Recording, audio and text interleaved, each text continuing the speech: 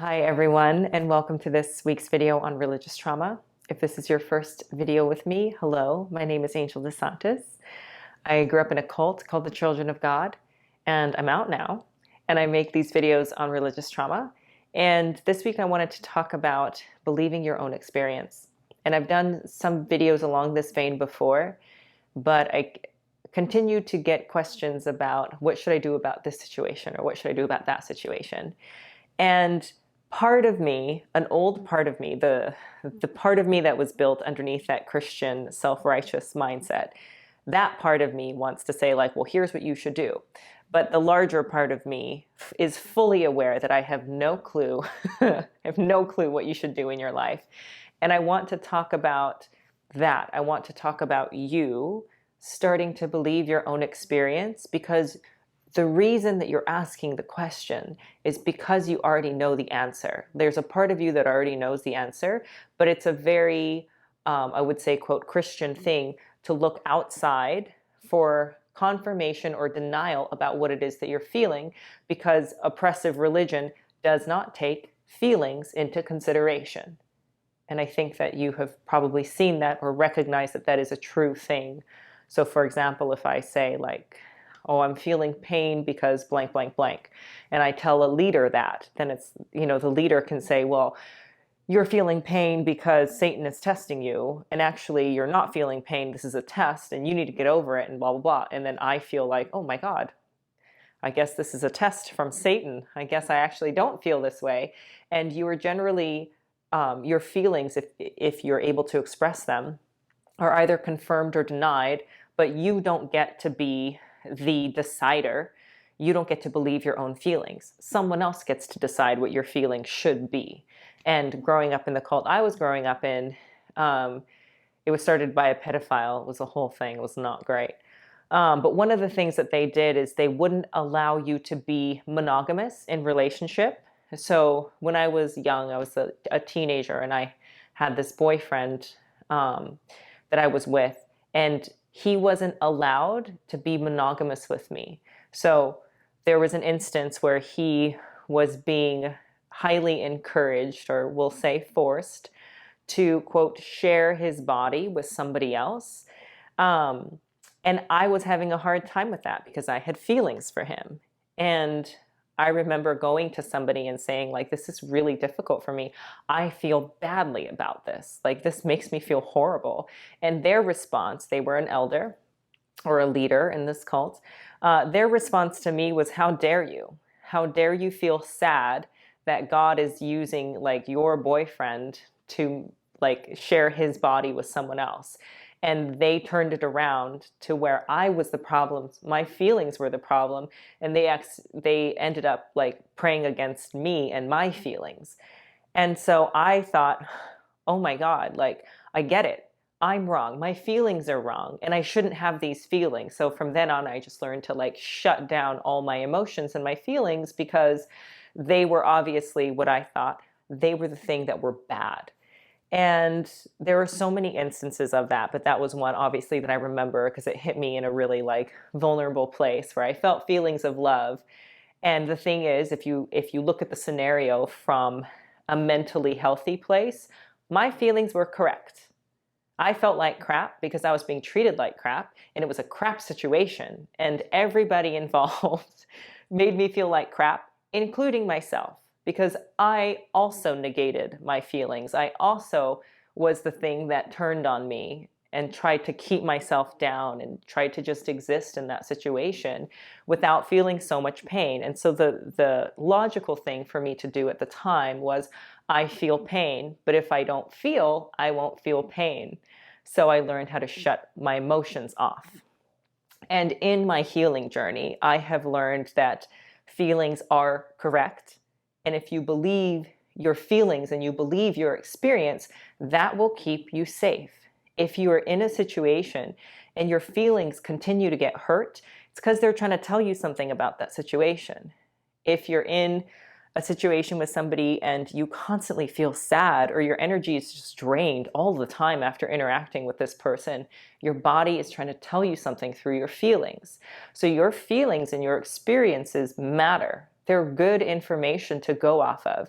And if you can believe them, they will help to steer you clear of things that are not good for you, of things that cause you pain and things that confuse you. You feel that confusion in your body.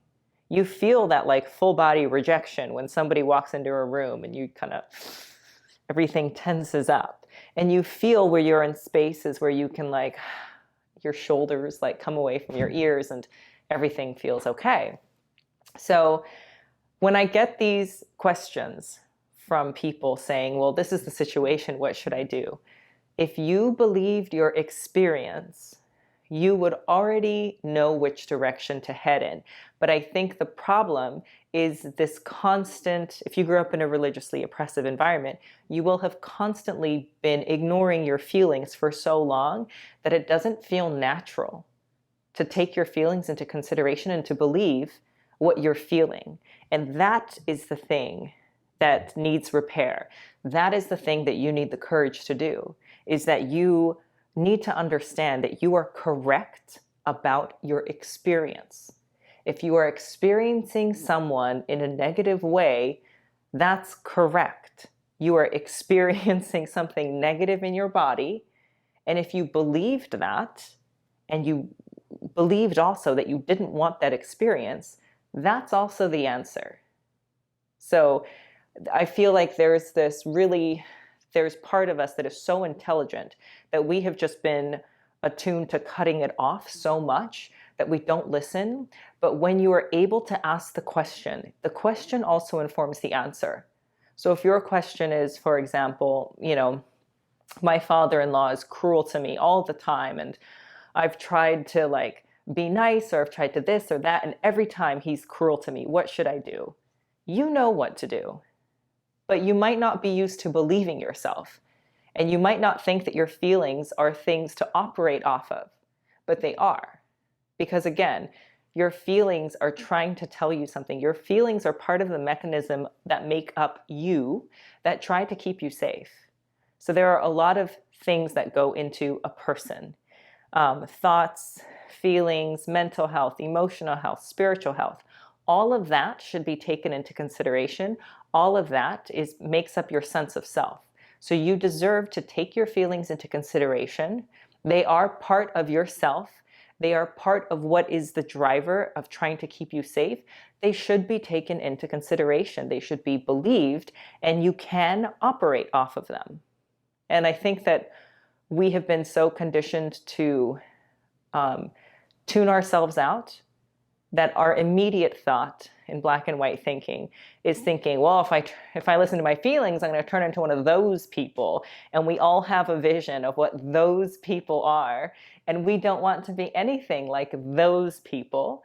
But I will say that likely those people that you have in your head who listen to their feelings, quote, too much, probably react to their feelings, but don't believe them.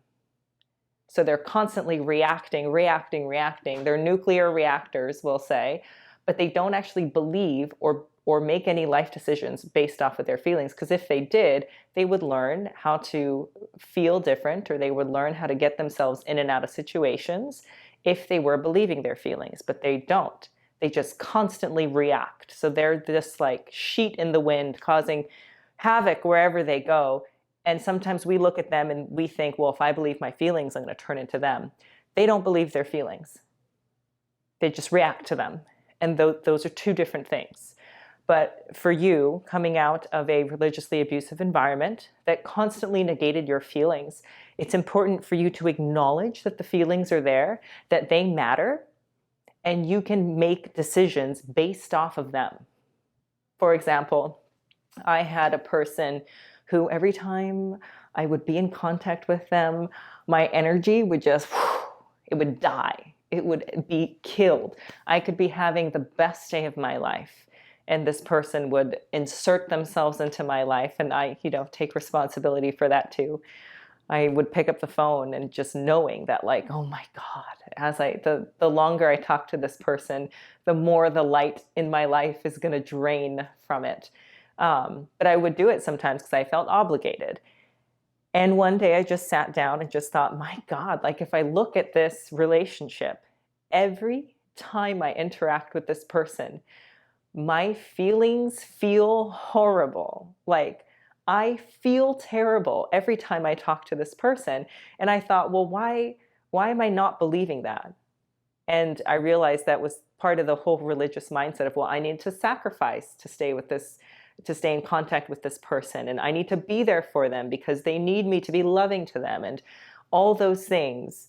And that's just, I was putting more importance on what they felt and their experience of me as opposed to my experience of them. What did I feel? And I felt terrible. And so I started walking away from that relationship. It eventually blew up and then dissolved. And I feel great. And I understand that according to the Christian philosophy or religiously oppressive philosophy, I should feel bad to no longer have this person in my life, but I don't. And my feelings are correct, and I believe them. So there was one instance where this person tried to come back into my life, telling me they would forgive me for my behavior. And I just didn't respond because I didn't feel like it. And I remembered that every time I interacted, I would feel horrible, and my feelings matter. I want the experience of feeling good. I want the experience of feeling like people who I interact with are on my side. I want to feel happy. I want to feel confident. I want to feel like I'm going in the direction that I want to go in. And all of that is important. All of that matters. So if you were to take your feelings into consideration and act based off of them, what would your life look like? Would it be different if you took your feelings into consideration, if you believed them, and allowed yourself to make decisions based off of your feelings? How would your life look different? So I think that that is a really big piece of the healing in religious trauma or coming from a traumatic environment, is the ability now in this space of healing to take your feelings into consideration, to fully feel them, allow them to be there, and then allow yourself to base decisions of your real life based off of what your feelings are. Because if you grew up in a religiously oppressive environment, it's very likely you don't take your feelings into consideration as much as you otherwise would if you were raised in a healthy environment. So I invite you to really take your feelings into consideration, to believe them. And if you made decisions, if you made a decision based off of how you feel, how would that decision go? What would it look like?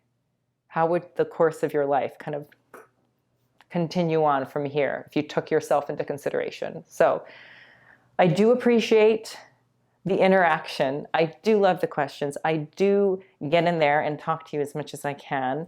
But when you ask me stuff about your feelings, I promise you,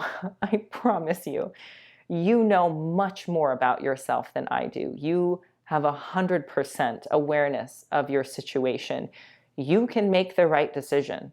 I assure you that I cannot. You can make the right decision for your life when you take your feelings into consideration and you make decisions based off of that. Your feelings matter. Take them into consideration. Make a decision based off of them. And I think that you'll find that it will be a good decision in the long run. So that's my video this week. I hope that you feel support from me, even if I cannot give you advice about your situation. The best I can do is tell you what I've been through and the tools that I use, and I hope that it's helpful. But thank you guys so much for being here. As always, news coming soon about projects that I'm working on, but thank you for being here, and I will see you next week.